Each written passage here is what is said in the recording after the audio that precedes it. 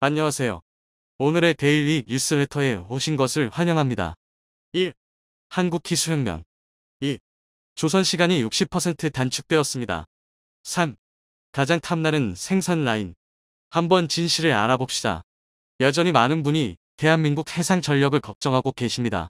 지상 전력이야 이미 무기 체계부터가 두말할 것도 없이 세계 최고 수준이고, 공중 전력은 하루가 다르게 놀랍도록 발전하는 KF-21 보라매가 있는데요. 반면 해상 전력만큼은 발전이 더딘 것 같아 마치 대한민국 안보에 아픈 손가락처럼 보입니다. 그러나 비교적 최근 상대적으로 주목받지 못했을 뿐, 대한민국은 이미 세계 열 손가락 안에 들 정도로 막강한 해상 강국입니다. 특히 세계 최고의 제조업 기술력을 바탕으로 한 선박 건조 능력은 미국마저 안달이 나게 할 정도인데요.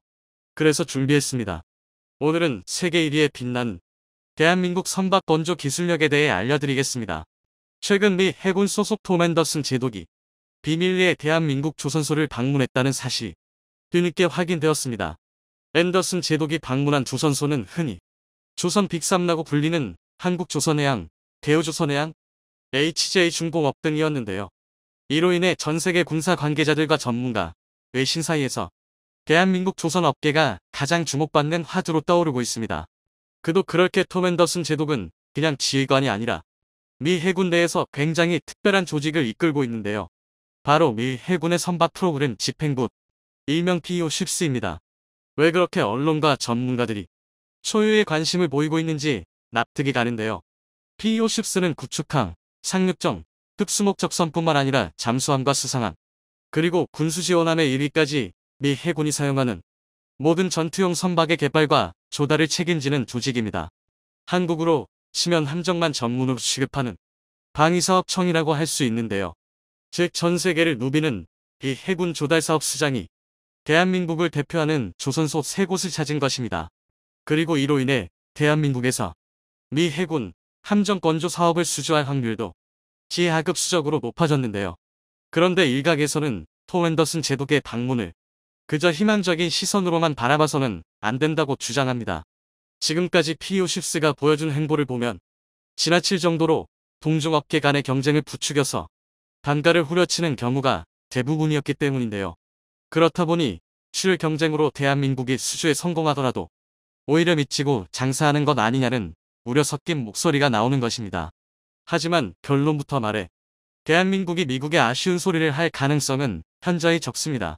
우선 미국이 함정 건조를 대한민국에 맡기기로 결정한 순간이 게임 끝입니다. 한국은 2000년대 초반에 들어서야 본격적으로 조선 사업에 뛰어들었는데요. 비교적 후발주자인 만큼 온갖 풍파와 위기가 있었지만 한국은 줄곧 세계 1위 자리를 선도해왔습니다. 쉽게 말해 경쟁을 붙이려 해도 가격과 품질, 납품 기한 등 모든 면을 고려하면 대한민국을 따라올 나라가 없다는 것입니다. 실제로 전세계 조선 업계에 대한민국의 이름으로 새긴 세계 최초, 세계 최고 타이틀이 한두 개가 아닙니다. 당장 지난 1월 대우조선해양은 세계 최초로 선박용 스마트 공정체계를 개발하면서 업계 관계자들을 경악하게 만들었는데요. 일명 탄소관관 용접 협동 로봇이라고 불리는 해당 체계는 이름처럼 선박 배관의 조정관을 용접하는 로봇입니다. 이전까지는 조정관을 용접하기 위해서 작업자가 30kg이 넘는 토치 작업대를 일일이 수동으로 옮겨 다녀야 했는데요. 용접 위치가 바뀔 때마다 토치 작업대를 재설치해야 되기 때문에 작업 준비 과정에서 상당한 시간이 소요되었습니다. 그러나 탄소관관 용접 협동 로봇이 생기면서 이 준비 시간을 무려 60% 가까이 단축할 수 있게 되었는데요. 이를 수천, 수만 톤에 달하는 함정에 적용한다면 가히 혁신적인 생산 속도의 발전을 끌어낼 수 있습니다. 그런데 심지어 이뿐만이 아닙니다. 현대중공업 또한 업계 최초로 선박의 이중곡 성형 작업에 로봇을 적용했습니다. 곡 성형 작업은 말 그대로 선박의 몸체를 이루는 강판을 정해진 곡률만큼 휘게 만들어주는 작업으로 선박 제작 과정에서 가장 많은 시간과 노력을 요구하는 작업 가운데 하나인데요. 곡 성형은 선박이 파도의 압력을 골고루 분산하고 거대한 선체가 바다 위에서 균형을 잡아 넘어지지 않게 하는데 가장 결정적인 역할을 하기 때문에 선박 건조 과정에서 가장 중요한 부분이라고 할 수 있습니다. 현대중공업은 이 곡 성형 작업을 기존 화염 가열을 통해 작업자가 수작업으로 진행했던 방식에서 고추파 유독가열과 자동 다혈선 생성 기능을 갖춘 6축 다관절 호스를 이용하는 방법으로 한 단계 진화시켰는데요. 이 덕에 곡 성형 생산성을 기존보다 3배 이상 높였을 뿐만 아니라 매우 정밀한 작업 방식과 표준화를 통해 품질까지 향상시켰습니다. 한마디로 생산 속도와 안정까지 동시에 챙긴 건데요. 심지어 이로 인해 연간 100억 원을 절감하면서 가격 경쟁력까지 확보할 수 있었습니다. 이 정도면 대한민국이 왜 조선 1위 강국인지, 미국 PU10가 왜 대한민국을 찾았는지 짐작이 가실 텐데요. 그런데 여기서 끝이 아닙니다. 대한민국이 갖춘 세계 최초이자 최고의 조선 기술력은 선박의 몸체, 즉 하드웨어에만 국한된 것이 아닙니다. 소프트웨어에서도 세계 1위다운 기술 수준을 보여주고 있는데요. 바로 방위산업기술지원센터와 하나시스템이 공동으로 개발한 선박 추진체계 동적 시뮬레이션 소프트웨어입니다. 동적 시뮬레이션은 간단하게 말해 실제 선박의 추진 장비를 컴퓨터로 매우 상세하게 재현해주는 프로그램인데요. 특히 현대식 선박 건조 과정에서는 디젤 엔진으로 분류되는 기계식 칠기와 전기 동력기를 함께 사용하는 경우가 많기 때문에 동적 시뮬레이션이 필수적입니다. 한치의 실수도 용납되지 않는 선박 건조 과정에서 배의 심장이나 마찬가지인 엔진 또한 제작 과정에서부터 티끌만한 오차도 허용하지 않는 완벽을 요구하는데요. 동적 시뮬레이션 프로그램은 실제 선박의 추진 장비를 컴퓨터 그래픽을 통해 매우 정밀하게 재현할 수 있기 때문에 선박이 실제 해상 작전에서 수행할 수 있는 긴급 기동, 긴급 정지, 급상회와 같은 작전 상황을 미리 확인할 수 있습니다. 이뿐만 아니라 풍속, 풍향, 조류 속도와 같은 다양한 해상 상황을 적용하여 선박의 기동 능력을 예측하고 이와 관련된 광범위한 데이터를 획득할 수 있는데요. 오죽하면 미 국방부가 발표한 무기체계 개발 요구 보고서에서도 함정 건조 프로그램을 시작하기 전에 시행되는 시스템 엔지니어링이 얼마나 상세했느냐를 무기체계 성공의 핵심 요인으로 보고 있습니다. 대한민국은 바로 여기서 자립에 성공한 건데요. 이전까지는 추진체계 통합 과정에서 해외 업체의 기술을 사용해야 했고 그때마다 국내 선박 설계 자료를 어쩔 수 없이 공유해야만 했습니다. 데이터 값을 입력해야 제대로 된 정보를 얻을 수 있기 때문이었는데요. 하지만 이제는 대한민국이 개발한 동적 시뮬레이션 덕분에 모든 데이터를 온전히 대한민국이 관리할 수 있게 되었을 뿐만 아니라 설계 자료와 기술 유출 우려를 원천적으로 차단할 수 있게 되었습니다. 여기까지 정리해보자면 대한민국은 세계 조선업 1위에 걸맞은 기술력과 생산 능력, 가격 경쟁력을 모두 보유한 국가로서 미국이 바라는 모든 능력을 전부 갖추고 있는데요. 미국의 우방국 중에서 정치적 불안 요소를 고려하지 않아도 되면서 이 정도로 높은 조선 기술력을 보유한 나라는 대한민국이 거의 유일합니다. 하지만 민간 선박을 잘 만든다는 게 꼭 함정, 즉 군함을 잘 만드는 것으로 이어지지는 않습니다. 엄연히 탑재되는 장비와 사용 목적이 다른 만큼 모든 건조 과정이 똑같다고 볼 수 없습니다.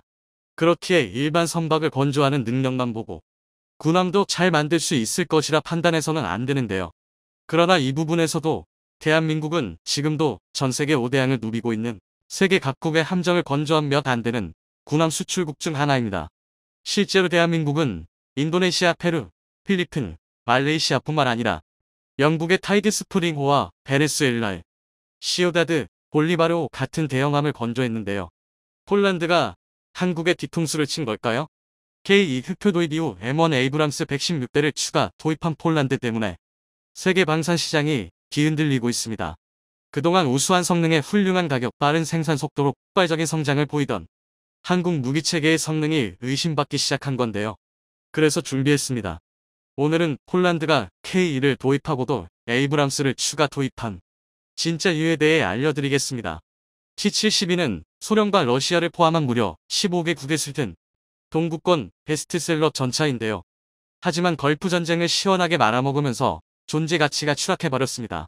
이로 인해 동구권의 전차 개념, 즉 빠른 기동력을 기반으로 한 회피 후 타격과 대구경 주포에서 나오는 강력한 화력이 외면받기 시작했는데요.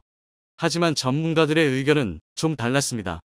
걸프전을 상세히 분석한 군사 전문가들은 T-72미 참패 원인으로 지나치게 좁은 내부 공간을 지적했습니다. 러시마 전차는 빠른 기동력을 위해 최대한 장갑 두께를 줄여놨고 이를 극복하기 위해 경사 장갑과 전면부에만 방호력을 집중하는 선택을 했습니다. 하지만 그렇다 보니 전차 내부 공간이 상당히 협소해졌는데요. 오죽하면 포탄을 보관할 장소가 없어서 승무원 탑승 공간 아래쪽 포탑 회전부의 탄약 대부분을 쑤셔 박아놨습니다. 여기에 엎친 데 덮친 격으로 측면 장갑이 상당히 얇아서 비교적 약한 타격에도 쉽게 유폭이 일어나고 포탑이 사출되는 것입니다. 심지어 우크라이나 전쟁 중 대전차 미사일 공격을 받은 러시아 전차의 포탑이 무려 3층 높이까지 튀어오르는 장면이 포착되기도 했는데요. 이는 탄약고와 승무원 탑승 공간을 엄격하게 구분하지 않은 것이 원인이었습니다. 결국 문제는 근본 원인을 해결하려 하지 않고 어떻게든 돌아만 가면 장땡이라는 식의 인명경시 사상 탓이지 동부권 전차의 설계 개념 자체가 잘못된 것은 아닌데요. 특히 한국의 지리적 특성을 생각하면 관측 회피 및 피탄 회피는 필요불가결한 설계 사상입니다. 방어전을 기본으로 상정한 군사교리와 국토 70%를 이루는 산막은 아무리 전차라 하더라도 산막전을 감지하는데요. 이런 상황에서 구름을 이용한 은폐연폐를 가능하게 하는 낮은 차체와 험지에서의 빠른 기동은 상당히 중요했습니다. 일례로 이 사진을 보면 M1 에이브람스 1일 90식 전차 레오파르트 2 T-92 크기 차이를 한눈에 비교할 수 있는데요. 이것만 봐도 K1A1이 오리지널 동부권 전차민 T-90을 제외하고 가장 작은 크기라는 걸 말 수 있습니다. 심지어 K1은 승무원 전투실을 차체에 파묻으면서까지 최대한 정보를 낮췄는데요. 이 효과는 과거 한미면 훈련 모의전 당시 K1이 훌륭한 매복 전술로 M1 에이브람스를 격파했다는 기록으로 증명되고 있습니다. 당시 방먹은 역할이던 우리 군 전차 부대 1개 소대, 즉 3대의 K1이 에이브람스 20여 대를 격파했는데요. 이것만 봐도 동부권 전차 설계 개념이 잘못된 것이라고 말할 수는 없습니다. 게다가 K1은 자동장 전장치를 탑재하지 않았기 때문에 포탄 적재 또한 탄약수, 가대, 차체 탄약가대, 후방 가대에 나누어 적재되어 있습니다. 최대한 유폭을 방지한 건데요. 이처럼 K1은 얼핏 동부권의 설계 개념을 따라간 듯 보이지만 그 디테일한 부분에는 서구권 전차의 설계 개념이 상당히 많이 녹아 있습니다. 애초에 북한이 T-72를 도입했다는 첩보를 입수하고 이를 잡기 위해 만들어진 전차가 K1인데 무작정 동부권 전차를 따라했다는 것 자체가 어불성설인데요. 1970년대 중반 우리 군에서는 한국형 전차 사업을 추진할 때 미 육군 M1 에이브람스 전차의 개발사인 크라이슬러 디펜스를 탐색 개발업체로 선정하였습니다. 이후 크라이슬러가 제너럴 다이내믹스사에 매각되었을 때도 한국은 기술자들을 파견해 기술 이전을 받아 전차 개발에 반명하였습니다. 이에 따라 K 전차는 한때 베이비 에이브람스라는 별명을 가질 정도로 기반 기술과 외형에 공통점이 많았습니다. 그리고 K2 수표 전차는 K 전차의 설계 기술을 기반으로 1995년부터 개발되었는데요. 당시 한국은 1차 불공사업으로 러시아의 T-80U를 원형 그대로 이전받았고 국방과학연구소는 이를 해체 분석하며 획득한 기술을 K2 전차 개발에 반영하였습니다. 따라서 K2는 한국의 기술 융합 능력을 토대로 서구권과 동부권의 전차 기술의 장점이 반영된 전차라고 할 수 있습니다. 이를 가장 잘 보여주는 게 K 전차의 버슬식 자동잠 전장치인데요. 이는 탄약이 포탑 후방에 적재되고 장전수가 탄을 꺼낼 때만 문이 열리는 방식입니다. 탄약이 승무원 구역과 완전히 분리되어 있고 유폭이 가능한 상황에도 폭발 방향을 특정한 방향으로 유도하는 패널 등이 장착되어 있는데요. 즉 전차가 피격당해도 차체가 부서질지언정 최대한 승무병의 생존을 보장하는 방식입니다. 게다가 여기서 끝이 아닙니다. K는 부족할 수 있는 방어력을 채우기 위해 X 능동형 방어체계를 갖추어 방어력을 극한까지 올렸습니다. 국내 기술로 개발된 능동형 방어체계는 3차원 탐지 추적 레이더, 열상 탐지기, 통제 컴퓨터와 발사장비 및 대응탄으로 구성되었는데요. 이 덕에 적의 대전차 미사일이나 로켓이 아군 전차에 도달하기 전에 무력화시킬 수 있습니다. 여기에 T-80U에서 습득한 방사선 방어 라이너를 추가해 혹시나 모를 생화학전과 방사능 오염까지 방지했는데요. 여기에 56톤에 불과한 다배업 무게에도 800mm 장갑까지 관통한 자탄을 방어할 수 있는 압도적인 방어력, 평기 시속 70km, 야지 시속 50km까지 주행이 가능한 놀라운 기동력을 갖추고 있는데요.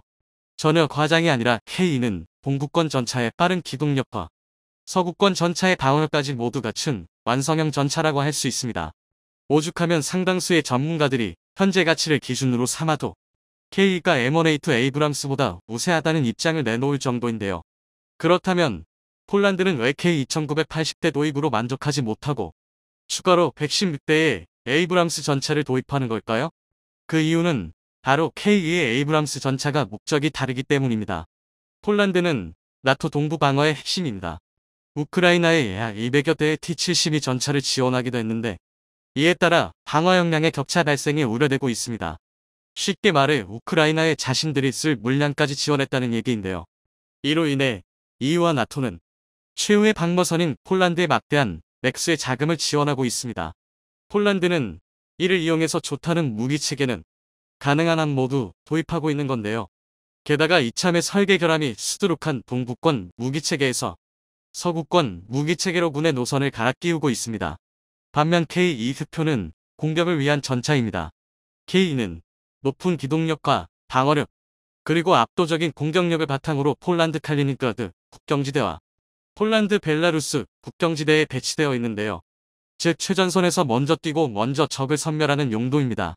M1 에이브람스가 수도인 벨라루스 인근에 배치되어 방어 전술 위주로 선택한 것과 상당히 대조적인데요. 게다가 폴란드는 한국 못지않게 강과 하천이 많고 곳곳에 늪지가 있는 험한 지형입니다.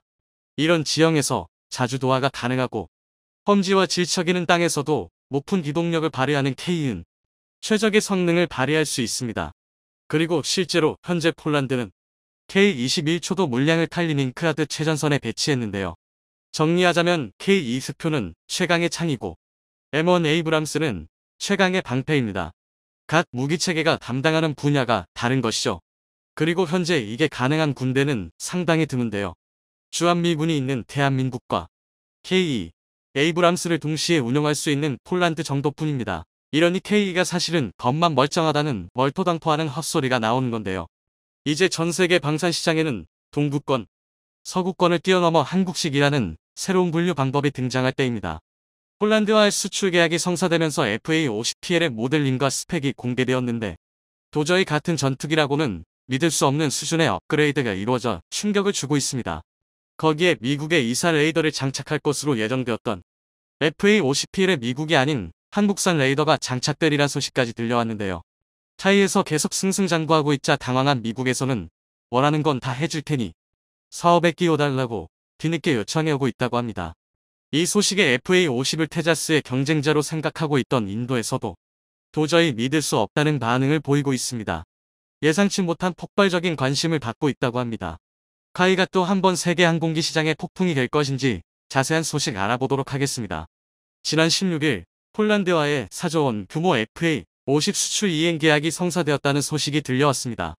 총 48대의 FA-50 수출 계약으로 2011년 T-50 수출을 시작한 이래로 사상 최대 규모이자 최초로 유럽 시장에 진출했다는 의의가 있습니다. 이번 계약에 따라 카이는 12대를 2023년 말까지 폴란드에 인도하고 나머지 36대는 2025년 하반기부터 순차적으로 납품할 예정입니다. 또한 이번 계약을 계기로 폴란드에 물류 허브가 지어지고 4.5세대 전투기 조종사 훈련을 맡을 국제비행학교의 설립도 단계적으로 추진될 계획이라고 합니다. 강영구 카이 사장은 폴란드와 오래도록 지속 발전 가능한 전략적 파트너십 관계가 되기를 기대한다. 폴란드 수출을 발판 삼아 유럽, 아프리카, 중동, 중남미를 비롯한 미국 시장에 도전하겠다고 밝혔습니다. 폴란드와의 FA-50 수출 계약이 성사되고 며칠 뒤 폴란드로 향하게 될 FA-50PL의 모델링이 공개되어 화제에 일곡되고 있습니다. 지난 19일 폴란드 공군의 요구사항을 반영한 FA-50PL의 그래픽 형상이 언론에 처음 공개되었습니다. 폴란드 공군 마크와 조정석 우측에 위치한 공중급 육관이 눈에 띄는데요. FA-50PL은 폴란드 공군의 요구에 따라 업그레이드가 이루어진 것으로 미 전투기를 한국군의 요구사항에 맞게 개량한 KF-16, F-15K와 비슷하다고 볼 수 있습니다. 카이가 납품할 FA-50PL에는 블럭 20 업그레이드가 적용되어 현존하는 최고 사양의 FA-50이 될 것으로 보고 있습니다. 카이 측은 FA-50PL이 기존 FA-50과 비교해 공중급 유기능을 통한 항속거리 증대, 능동 위상 배열 이사 레이더, 공대지, 공대공 무장 업그레이드 등을 통해 전반적인 기능을 한 차원 높인 것이라고 밝혔습니다. 또한 FA-50PL은 경공격, 특수전술 및 전투 임무 등 다양한 임무 작전이 가능할 뿐 아니라 F-16과 호환성이 높고 F-35와 같은 5세대 전투기의 교육훈련에도 최적화됐다. 앞으로 향후 폴란드 공군의 전투 조종사 양성과 전력 증강에 기여하는 핵심 기종으로 활약이 기대된다고 설명했습니다. 이번 업그레이드에서 특히 공중급 유기능이 눈에 띄는데요. 전투기의 항속거리를 늘리기 위한 필수적인 기능으로 우리 군에서도 FA-50에 대해 요구해온 사항이었습니다. FA-50은 성능에 비해 항속거리가 짧다는 게 항상 단점으로 지적되어 왔었는데요. 이를 개선하기 위해 외장 연료 탱크를 달거나 공중급 유기능을 장착하든지 해야 할 것 같는데 카이에서는 두 가지 방안 모두를 선택했습니다. 외장 연료 탱크도 크게 달고 공중급 유기능까지 추가한 것이죠. FA-50PL에는 300갤런짜리 외장 연료 탱크가 장착되고 공중급 유기능이 추가되어 작전 반경이 비약적으로 늘어나게 되었습니다. 공중급 유 방식에는 플라잉 군 방식과 프로브 앤드로그 프로브 드로그 방식 두 가지가 있는데 FA-50에는 프로브 앤드로그 방식이 적용될 예정입니다. 플라잉 군 방식은 공중급 유기 꼬리에 급유용 파이프를 통해 연료를 공급하는 방식으로 한국군의 F-15K, KF-16에 적용되어 있는 방식입니다. 급유관이 불보다 많은 양의 연료를 빠르게 공급할 수 있어 대형 공중급 유기를 주로 운용하는 미군에서 선호하는 방식입니다. 단점은 공중급 유기의 체급이 최소 수송기 정도로 커야 하고 동시에 한 대의 항공기만 급유가 가능하다는 것이죠. 프로브 앤드로그 방식은 급유용 호스를 길게 늘어뜨려 항공기의 급유관 프로브를 깔때기 모양의 드로그에 맞추어 연료를 공급받는 방식입니다. FA-18이 F와 같은 중소형 항공기에도 장착해 급유기로 활용할 수도 있고 대형급 유기의 경우에는 여러 개의 드로그를 달아 2, 3대의 항공기를 동시 급유하는 것도 가능합니다. 단점은 급유 속도가 상대적으로 느리고 급유관인 프로브를 반드시 조종석 앞쪽으로 내놓아야 하기 때문에 내부 공간에 영향을 미치고 스텔스 성능을 저하시킨다는 점입니다. 물론 스텔스를 고려하지 않은 FA-50에는 문제가 되지 않습니다. 현재 한국군에서 운용하는 KC-330 시그너스 다목적 공중급 유기는 두 방식 모두 급유가 가능합니다. 작전 범위가 넓어진 점도 주목받았지만 역시 군사 전문가들이 가장 주목한 부분은 FA-50PL의 이사 레이더 탑재 여부였습니다. 현재 FA-50에는 이스라엘 엘타사의 EL M2032 기계식 레이더가 탑재되어 있는데요. 이 또한 동급 대비 상당히 우수한 레이더이지만 카이는 이사 레이더를 탑재하고 공대공 미사일을 통합해 FA-50의 BVR 시계의 교전 능력을 확보할 계획을 세웠습니다. KF-21에 탑재될 국산 이사 레이더를 소형화하여 FA-50 블럭 20에 탑재할 예정이었는데 예상치 못한 폴란드 수출로 미국산 이사 레이더를 탑재하기로 했었죠. 그런데 막상 미국에서 이사 레이더와 암람 통합의 허가를 내주지 않아 전전긍긍하고 있었는데 열받은 한국에서는 수출형 FA-50P에도 국산 이사 레이더를 탑재해버리겠다고 발표했습니다. 폴란드의 여러 매체에서 FA-50PL에는 LIG 넥스1에 이사 레이더가 탑재될 거라는 기사가 보도되었습니다. 미국이 암람 통합을 거부하며 KF-21에는 미티업 미사일이 장착됐었는데 FA-50에도 LIG 넥스1에 이사 레이더와 통합해서 탑재될 수 있다는 가능성이 제시되었죠. 관계자의 발언에 따르면 미국의 이사 레이더를 도입하기 위해 이런저런 협의가 이루어지고 있었으나 내부적으로는 국산 이사 레이더를 밀어주고 있었다고 합니다. 애초에 수출이 시급하지 않았던 블럭 20은 국산 이사가 탑재되는 게 확정이었는데 굳이 미국산을 쓸 필요가 있냐는 것이었죠. 수출되는 FA-50PL에 장착될 이사 레이더를 팔아 한몫 두둑히 챙길 생각에 싱글벙글하던 미국은 수출 사업에서 완전히 빠지게 될 위기에 처해버렸다는 소식에 그제야 이사 레이더와 암람 통합 허가를 내주었습니다. 미국 이사 레이더를 제조하는 미국 4대 방산 기업인 레이시온과 노스럽 그루먼에서는 다급히 제안서를 들고 카이를 찾아왔다고 합니다. 이제 주도권이 완전히 한국으로 넘어오게 된 것입니다. 조금 더 시간을 들여 국산 이사를 탑재하든 좋은 조건으로 미국의 이사 레이더를 탑재하든 원하는 선택을 할 수 있게 됐습니다. 이번 개조를 통해 세계 전투기 시장에서 FA-50의 위치가 공고해질 것 같은데요. 빈자의 F-16이라는 소리가 나올 만큼 저렴한 가격의 멀티롤 전투기급의 성능을 보여주는 전 세계를 뒤져봐도 유례없는 항공기가 완성돼가고 있습니다. 판버러 에어쇼에 참가한 카이의 조울의 상무는 FA-50은 점진적으로 성능을 업그레이드해 다목적 멀티를 전투기로 다시 거듭 태어났습니다.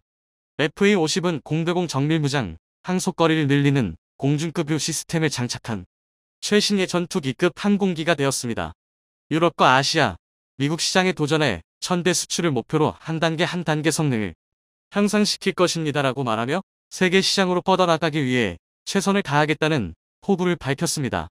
그런데 FA-50이 완전히 새롭게 탈바꿈했다는 소식. FA-50을 테자스 전투기의 경쟁자로 여기던 인도에서는 분통을 터뜨리고 있다고 합니다. 말레이시아에서 전투기 도입 사업을 둔고 한국과 경쟁 중이던 인도에서는 어떻게든 테자스를 말레이시아에 팔아보겠다고 언론이 나서 FA-50을 깎아내리고 중상모략을 일삼아왔었는데요. 지적하던 부분들이 FA-50이 전용 외장 연료 탱크가 없다는 점과 공중급유를 할 수 없어 작전 범위가 좁다는 점, 그리고 이사 레이더와 공대공 미사일의 통합 작업이 이루어지지 않았다는 점이었습니다. 당시에는 뭐 사실이니 어쩔 수 없나 싶었지만 카이는 물밑에서 폴란드와 손을 잡고 FA-50을 완전히 새로운 전투기로 뜯어고치고 있었던 겁니다. 이를 모르던 인도에서만 테자스가 이길 수 있다고 설레발을 치던 것이었죠. 카이에서는 FA-50의 공중급 유 기능을 도입한 김에 공중급 유기도 우리 손으로 만들어 보려는 것 같은데요. 최근 카이에서 새롭게 개발 중인 항공기들이 공개되었습니다. 이번 DX 코리아 2022에서 다양한 한국의 신무기들이 공개되어 주목을 받고 있는데 의외로 가장 큰 화제를 몰고 온 건 다름 아닌 카이에서 개발 중인 다목적 수송기였다고 합니다. 국군의 수송기 수요에 따라 카이에서 국산 다목적 수송기 개발 사업을 진행 중이었고 그 모형이 이번 박람회에서 첫 공개되었습니다. 지금까지 해외 항공기에 의존해왔던 해상 초계기, 공중급 유기 등의 특수 임무기의 대형 플랫폼 역할까지 국산 항공기로 대체할 수 있어 기대가 큰 사업인데요. 수송기의 특이한 도색에 관심이 집중되고 있습니다. 수송기의 둥그런 동체와 흰색과 검은색의 도색이 만나 마치 범고래와 같은 모습의 수송기 모형이 공개되었습니다. 벌써 수송기를 두고 드라마 우영우에서 나오는 고래 같다며 우영우 비행기라는 별명을 얻게 되었습니다. 카이 관계자는 범고래 도색은 1년 전에 만들어 놓은 도색이었다. 혹시나 해서 이번 전시회에 꺼내봤는데 좋은 반응을 얻을 줄 몰랐다고 밝혔습니다. 현재 한국군의 소요에 비해 운용하고 있는 수송기가 너무 적다는 목소리가 높았기에 수요를 충당하고 항공기 사업을 확장하기 위해 한국형 수송기 사업이 시작되었는데요. 기존 운용 중인 C130 전술 수송기와 달리 프로펠러가 아닌 제트 엔진을 적용하였고 크기도 훨씬 커져 속도와 수송 능력이 대폭 향상될 예정입니다. 카이 측은 수입 항공기에만 의존하고 있던 수송기를 국산으로 대체해 유지 정비 비용을 아끼는 건 물론 세계 수송기 시장을 공략하는 것을 목표로 하고 있습니다. 항공기 하나 없던 나라가 어느새 유럽의 첨단 전투기를 수출하게 됐습니다. 세계 유수의 항공기 제작사들과 비교하자면 이제 막 첫발을 팬 셈이지만 한국인의 집념을 우습게 보았다가는 금세 따라잡히고 말 겁니다. 세계 1위가 되는 그날까지 카이의 선전을 기원합니다.